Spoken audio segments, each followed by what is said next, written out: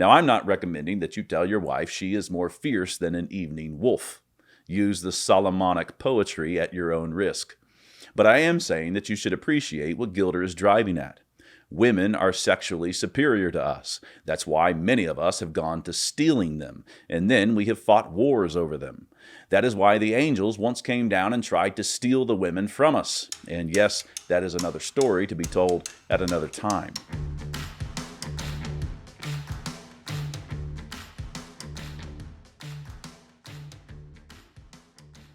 There was a bit of a ruckus online in the wake of Canon Press republishing George Gilder's book, Men and Marriage.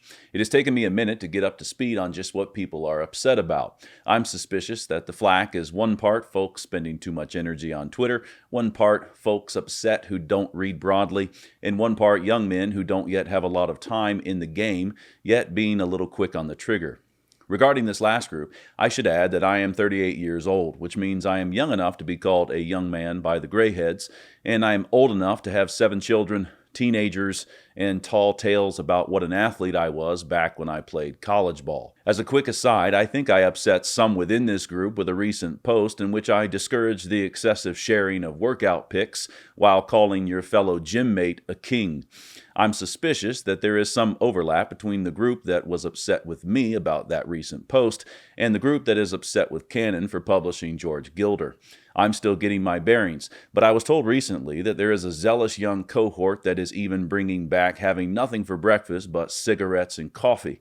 If my intel is solid, I will just say that I'm impressed, and I encourage you to keep that kind of thing up as long as it keeps working for you. Well, I cannot swing the cigarettes for breakfast, and I can't get on board with all of the workout pictures. As far as I am aware, I am with you on all of the important things. I am on team. I bring up this younger generation because that is where I think much of the heat is coming from on the Gilder book. This kerfluffle does not seem to be all smoke. There is something worth getting nailed down here. Before attempting to get it nailed down, I recommend the following 3 links to pieces from Scott Yenner, Doug Wilson, and Toby Sumter. They are all quite good on the Gilder shakeup. Now for that item I think we need to get nailed down, namely the sexual superiority of women. Much of the concern arose from the following quote from Gilder. Quote, "The difference between the sexes gives the woman the superior position in most sexual encounters. The man may push and posture, but the woman must decide. He is driven. She must set the terms and conditions, goals and destinations of the journey. Her faculty of great natural restraint and selectivity makes the woman the sexual judge and executive, finally appraising the offerings of men, favoring one and rejecting another, and telling them what they must do to be saved or chosen. Managing the sexual nature of a healthy society, women impose the disciplines, make the choices, and summon the male efforts that support it." It is not surprising to me that a generation of men who are fed up with feminism balk at this quote. We have all had enough of Disney's depiction of a numbskull father being disrespected by his daughter who lives under his yoke of bondage as she looks for liberty in all of the wrong places. But I do think that there may be something in the water if this quote has you so hot under the collar that you can't see the truth in it. Put simply, woman is more glorious than man. Paul says, man is the image and glory of God, but the woman is the glory of man. 1 Corinthians chapter 11, verse 7. We do not need biblical revelation for this point. Just look at the 2 creatures standing side by side.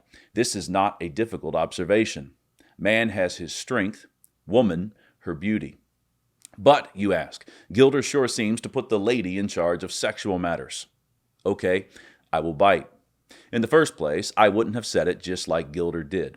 In the second place, don't take all the fun out of the world. The husband is the head of his wife, yes, and this certainly applies to sex. Wives submit themselves to their own husbands, and this certainly applies to sex. And the Bible also says that a wife has the right to control her husband's body. That's right, the right to control. And that power, to control your own body, is a power that you do not have. Quote, "The wife hath not power of her own body, but the husband. And likewise also the husband hath not power of his own body, but the wife." 1 Corinthians chapter 7, verse 4. So you have power over her body, and she does not have power over her own body.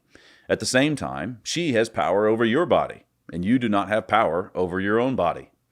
This is the point where you are to laugh like a good Chestertonian and say something like, "The foolishness of God confounds the wisdom of this age." Here's another thing. If a young man finds himself dumbstruck by the beauty of a lady, and in order to take her as his wife, he must get the nod from her father, the way to go, of course, then his interest in the fair lady does him all sorts of good. He really shapes up, which is a good thing for society. That basic principle is what Gilder is driving at in the quote above. If I might throw a bit more salt into this soup that may now be at a rolling boil, Solomon tells us that the woman's sexual glory is, quote, more terrible than an army with banners. Song of Solomon, chapter 6, verse 4 and verse 10. Habakkuk uses this same language to talk about the armies of the Chaldeans, who were dreadful, with horses swifter than leopards and more fierce than evening wolves. Habakkuk chapter 1, verse 8. Now, I'm not recommending that you tell your wife she is more fierce than an evening wolf. Use the Solomonic poetry at your own risk. But I am saying that you should appreciate what Gilder is driving at. Women are sexually superior to us. That's why many of us have gone to stealing them, and then we have fought wars over them. That is why the angels once came down and tried to steal the women from us. And yes, that is another story to be told at another time. For now, the sexual superiority of women is why, when men act as they ought, they go to war to protect women and the children that crop up in their wombs.